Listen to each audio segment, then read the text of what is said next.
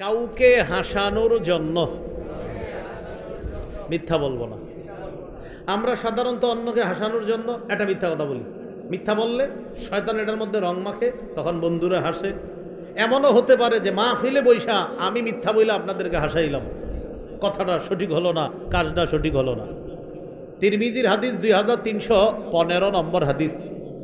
রাসূলুল্লাহ সাল্লাল্লাহু আলাইহি সাল্লাম বলেন, ওয়াইলুন লিল্লাযী ইউহাদ্দিস, ওই ব্যক্তির জন্য ধ্বংস যে ব্যক্তি কথা বলে, ফায়াকযিবু, কথার মধ্যে মিথ্যা কথা বলে, লিউদহিকা বিহিল কওম, মানুষকে হাসানোর জন্য।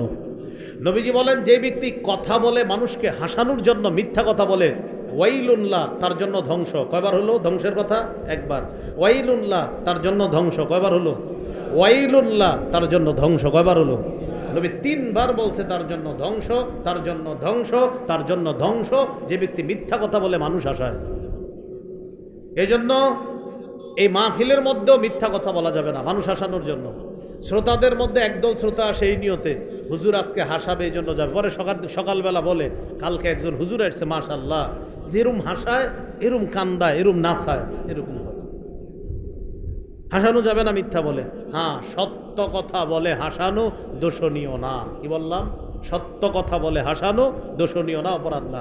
যেমন আমি আপনাদেরকে এখন একটু হাসাই, আপনারা রেডি হন হাসির জন্য। এই হাসি দিলে সওয়াব হবে সবার। সুবহানাল্লাহ। সহিহ বুখারীর বর্ণনা, রাসূলুল্লাহ সাল্লাল্লাহু আলাইহি সাল্লামের এক সাহাবী নবীর সামনে আসছে। আসার পরে নবীজিকে বললেন, ওয়াকাতু আলা ইমরাআতি ফি রমাদান। আমি অনুবাদটা করি, এখানে অনেক বাচ্চা আছে, এই জন্য অনুবাদটা আমি এমনভাবে করব যেন আপনারা বয়স্করা বুঝে নেন। বাস বুঝে নেওয়ার পরে আমাকে শুধু ইশারা দিলে হবে যে আপনারা বুঝছেন। আমি অনুবাদটা করি। এক ব্যক্তি নবীজিরে এসে বলতেছে, ওয়াকাতু আলা ইমরাআতি ফি রমাদান, হুজুর রমজান মাসে আমার দ্বারা এমন কিছু হয়ে গিয়েছে যেটা রমজানের বাহিরে বৈধ কিন্তু রমজানে অবৈধ, এমন কিছু হয়ে গেছে। বুঝে আসছেন? আচ্ছা। তো রাসূলুল্লাহ সাল্লাল্লাহু আলাইহি সাল্লাম বললেন, তুমি গোলাম আজাদ করো। ওই ব্যক্তি বললেন, সাহাবী বললেন, হুজুর আমার এই পরিমাণ টাকা পয়সা নেই। নবীজি বললেন, আতইম 60 মিসকিনা, 60 জন মিসকিনকে তুমি খাওয়াও। সাহাবী বললেন, হুজুর টাকা পয়সা নাই এত পরিমাণ, লা আজিদু, আমি পারবো না। নবীজি বললেন, তাহলে সুম শাহরাইনি মুতাতাবিআইন, টানা 2 মাস রোজা রাখো, 60টা রোজা, মাঝখানে একটাও ভাঙতে পারবা না। একটা ভেঙে গেলে আবার নতুন করে 60টা, 59 নাম্বারটাও ভাঙলে আবার 60টা।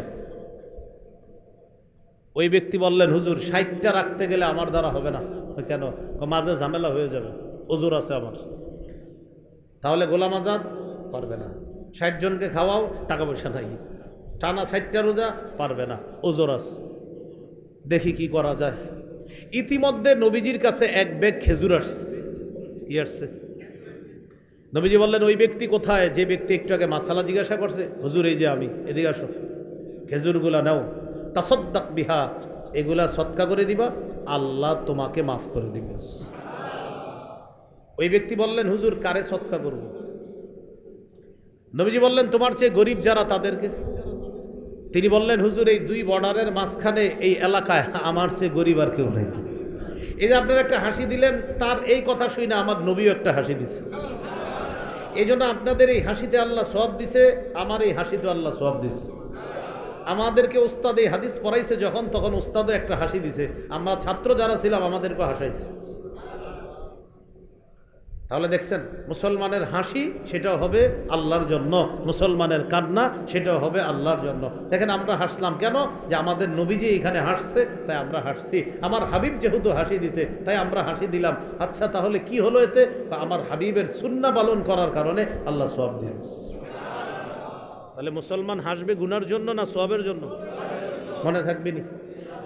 আমার একটা আলোচনায় আছে হাসি, দেখবেন আপনারা যারা বর্ণ শোনেন নিয়মিত, সার্চ দিলেই হবে, শুধু লিখবেন হাসি, পুরা আলোচনাটা হাসি সম্পর্কে। তো সেখানে আমি আল্লাহর হাসি, নবীর হাসি আলোচনা আছে। আল্লাহর হাসি, নবীর হাসি। সুবহানাল্লাহ।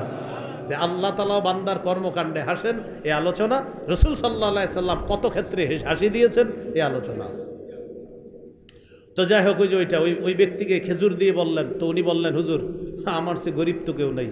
নবীজি শেষে কি করলেন দেখেন, বললেন, ঠিক আছে তো নিয়ে যাও, তোমগো ঘরে গিয়েই খাও।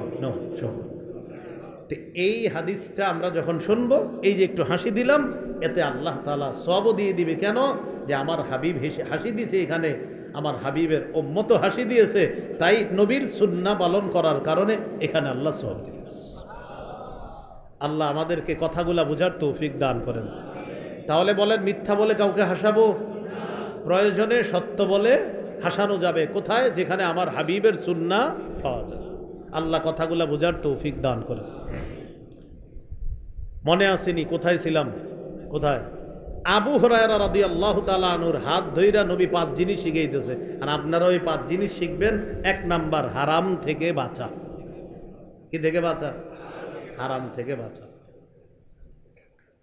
2 নাম্বার, ওয়ারদ বিমা কাসামাল্লাহু লাকা তাকুন আগনান নাস। আবু হুরায়রা, আল্লাহ তোমাকে বন্টন করে যা দিয়েছেন এতে তুমি খুশি থাকো, তুমি মনের দিক থেকে এই পৃথিবীর মানুষের মাঝে সবচেয়ে ধনী মানুষ হয়ে যাবে। আপনার যা আছে খুশি, আলহামদুলিল্লাহ, আপনি ধনী মানুষ হয়ে যাবেন। আপনার বেতন 20,000, আপনি খালি 50,000 ওয়ালার বেতন নিয়ে টেনশনে আছেন, ও 50, আমার 20 কেন? আপনি এই টেনশনে আরও অসুস্থ হয়ে যাবেন। আপনার যখন 20,000 বেতন, আপনি মনে মনে ভাববেন আমার রব আমাকে বন্টন করে 20 দিছে, ওরে বন্টন করে 50 দিছে। খোঁজ নিয়ে দেখবেন তার 50,000-এর খাত আছে আর আপনার 20,000-এর খাত। আল্লাহ আপনাকে 20,000-এর সমাধান করতেছে, তারে 50,000-এই সমাধান করতেছে। খাত অনুযায়ী রব দান করে। এখন বলবেন, হুজুর না, আমার তো 20,000-এর পরেও আমি ঝামেলায় আছি। তাহলে আমি বলতে চাই, আপনি ঝামেলায় ছিলেন না, হঠাৎ আপনি ছোট্টখাট্ট একটা সুদি কারবারে জড়িত হয়েছেন, এরপর থেকে আপনার ঝামেলা শুরু হয়েছে। কারণ আপনারে কারাজানি বুদ্ধি দিছে যে তুই একটা কিস্তি সিস্টেমে ওইটা কর। এবার কিস্তি সিস্টেমে ঢুকা শুরু করলেন, আপনার পিছনে গজব লাগা শুরু হয়েছে। আল্লাহ আমাদেরকে বোঝার তৌফিক দান করেন। এ হলো 2 নাম্বার, আল্লাহ যা দিয়েছে এতে খুশি থাকা। 3 নাম্বার, ওয়া আহসিন ইলা জারিকা তাকুন মুমিনা। প্রতিবেশীর সাথে উত্তম আচরণ করো, খাঁটি মুমিন হয়ে যাবা। আমি আজকে এখানে গাড়ি থেকে নামার পর হুজুরে সহ সবাই আমার সাথে মুসাফা সালাম, এখানে সবাই মুসাফা সালাম।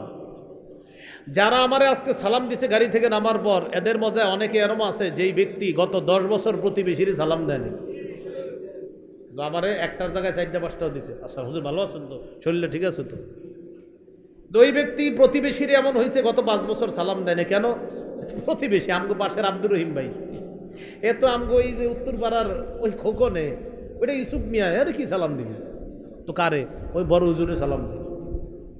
অথচ আল্লাহ রাসূল সাল্লাল্লাহু আলাইহি সাল্লাম বলেন, প্রতিবেশীর হক আদায় করো সালামের মাধ্যমে হলেও। সুবহানাল্লাহ।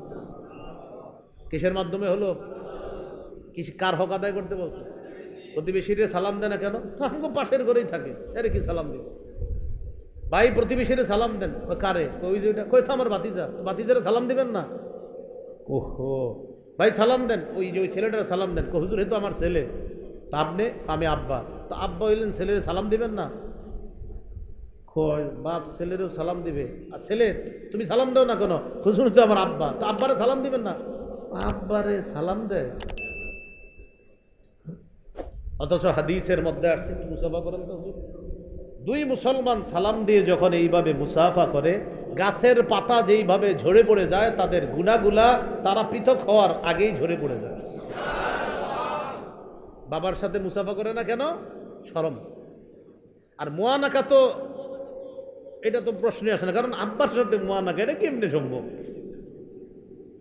কি শিখলাম বলেন? আব্বাকে সালাম দিতে হবে কিনা? বাবাকে সালাম দেওয়া, মাকে সালাম দেওয়া, স্ত্রীকে সালাম দেওয়া। নিজের স্ত্রীকে সালাম দেয় না, রাস্তাঘাটে মহিলাদেরকে সালাম দেয়। নিজের স্ত্রীকে সালাম কেন? হুজুর তো আমার সন্তানের মা। তো সন্তানের মা সালাম মানে শান্তি বর্ষিত হোক। আপনার বিবির শান্তি তো আপনি চান, সালাম মানে শান্তি বর্ষিত হোক। আমি আমার বাবার শান্তি চাই। সালাম মানে শান্তি বর্ষিত হোক, আমি আমার মায়ের শান্তি চাই। সালাম মানে শান্তি বর্ষিত হোক। আজকে থেকে আলেমদেরকেও সালাম দিব, বুজুর্গদেরকে সালাম দিব, মাকে সালাম দিব, বাবাকে সালাম দিব, আমার স্ত্রীকে সালাম দিব, প্রতিবেশীকে প্রতিদিন যতবার সাক্ষাৎ ততবার সালাম দিব। করা যাবে না ইনশাআল্লাহ? নবীজি বললেন, আহসিন ইলা জারিকা তাকুন মুমিনা। তুমি প্রতিবেশীকে সালাম দাও, খাঁটি মুমিন হয়ে যাবা।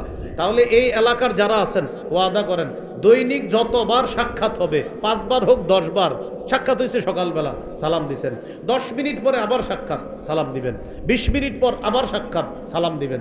যতবার সাক্ষাৎ হবে হোক এলাকার পরিচিত, আজকে থেকে এটা আমরা জারি করবো ইনশাআল্লাহ। হাত তুলে বলেন, বলেন ইনশাআল্লাহ, বলেন প্রতিদিন প্রতিবেশীর সাথে, আপনজনের সাথে নতুন করে যতবার সাক্ষাৎ হবে ততবার সালাম দিব, বলেন ইনশাআল্লাহ। তাহলে কালকে ফজরে আসলেন, ফজরে আপনার ওই পাড়ার এক ভাইয়ের সাথে দেখা হয়েছে, আসসালামু আলাইকুম। আবার জোহরে এসে তার সাথে দেখা হয়েছে, আসসালামু আলাইকুম। আসরে দেখা হয়েছে, আসসালামু আলাইকুম। মাগরিবে দেখা হয়েছে, আসসালামু আলাইকুম। এশার নামাজে দেখা হয়েছে, আসসালামু আলাইকুম। এশার পরে সালাম দিছেন, সালাম দেওয়ার পরে দুইজনে বাজারে গেছেন, যাওয়ার পরে একজনে ডানে গেছেন, একজন বামে গেছেন। 20 মিনিট পর আবার সাক্ষাৎ, আসসালামু আলাইকুম। আরে ভাই আপনি একটু আগে না আসছিলেন? হ্যাঁ বাজারে আসছিলাম। এই যে 20 মিনিট পর দেখা হইলো, আবার সালাম দিবেন। বিশ্বাস করেন এলাকাটা শান্তিময় একটা এলাকা হয়ে যাবে। তাহলে শুধু ঠিক না ওয়াদা? ওয়াদা তো যতবার সাক্ষাৎ হবে ততবার সালাম দিব, কারণ আমরা প্রতিবেশীর হক আদায় করব, আমরা আত্মীয় স্বজনের হক আদায় করব। আল্লাহ তৌফিক দান করেন।